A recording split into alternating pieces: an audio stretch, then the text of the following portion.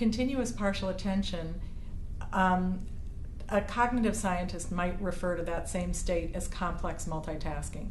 But because people were just saying multitasking without saying simple or complex or this, we were just thinking we're multitasking. And what we're doing is not my mother's multitasking. My mother's multitasking was standing at the stove, stirring soup, and looking at my homework.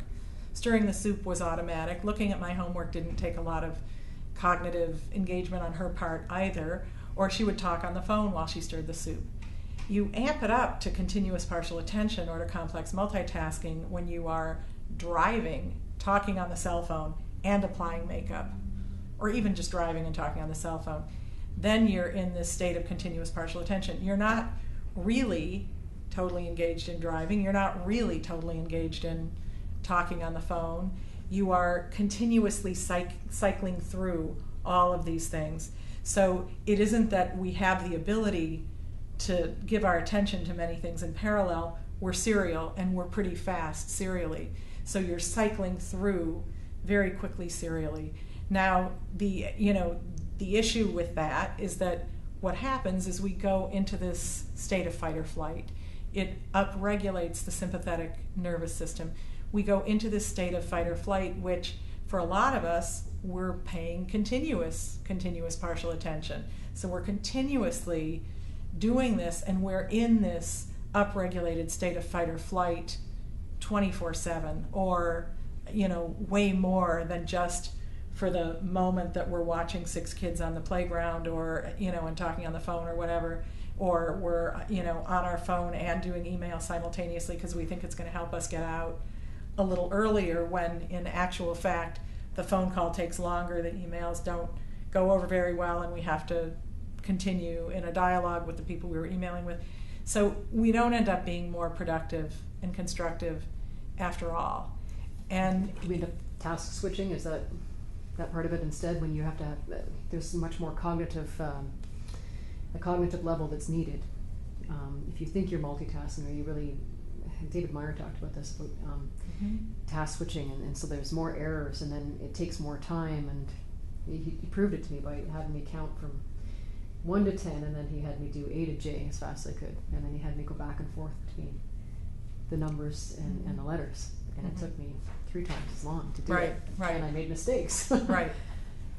So that whole part, and that, in thinking that you're being successful at that, but still making mistakes, and the whole fight or flight. Right. We're sort of tricking ourselves by thinking that if we keep all these things in mind, if we keep all these things top of mind, we're going to somehow be more effective and more efficient. And that may just not be true at all. But the other thing that is happening when you're in this state, and you're and you're upregulated fight or flight, and you're anxious, so you are task switching. I'm doing this, oh, now I'm stuck, I might as well do this. It used to be when you would get stuck on something, you might stand up and go get a cup of tea, or go stare out the window, which would put you in a more receptive state, which is a state where problems can be solved. The importance of the wandering mind, or the momentary daydream, where you can actually receive. And now what we've done to ourselves is we've said, in the name of productivity, I'm going to be working on this spreadsheet, but when I get stuck, I'm not going to sit and daydream for a minute or give myself a chance to work through that stuckness. Instead, I'm going to jump over and do 5 emails, and then the phone rings, and then we go back to the spreadsheet, and we have to warm our way back into it.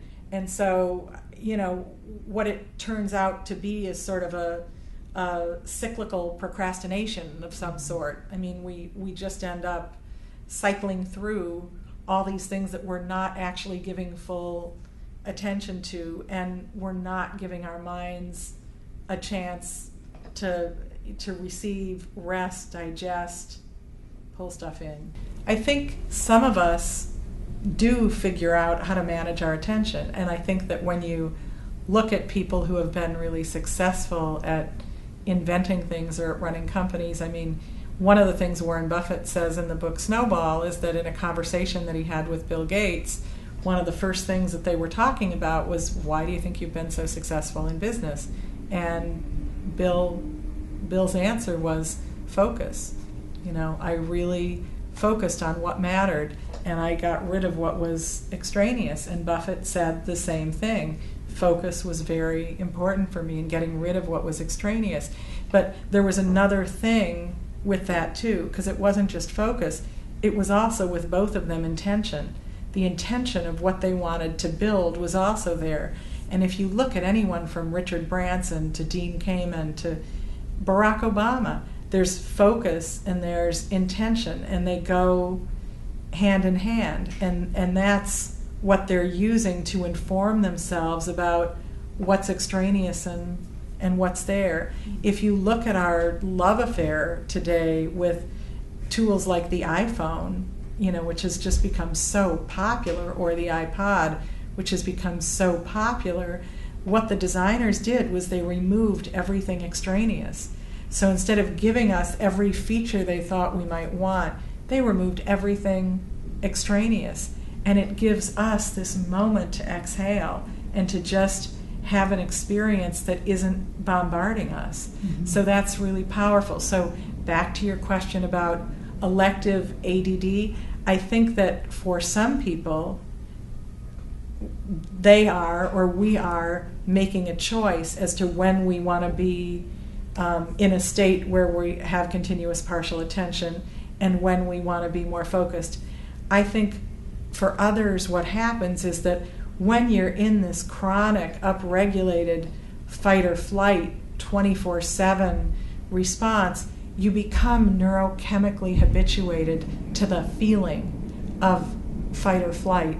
And then you just do things. You keep grabbing to pull out your phone and check something. You keep doing. You're unable to stop and kind of look out the window and see that the sky is blue and that the clouds are feathering across the sky. You're not in a state to notice that, because you have this feeling of a sense of urgency born out of this upregulated sympathetic state, and you're not burning off all of the resources that have been provided by your body for that fight or flight state.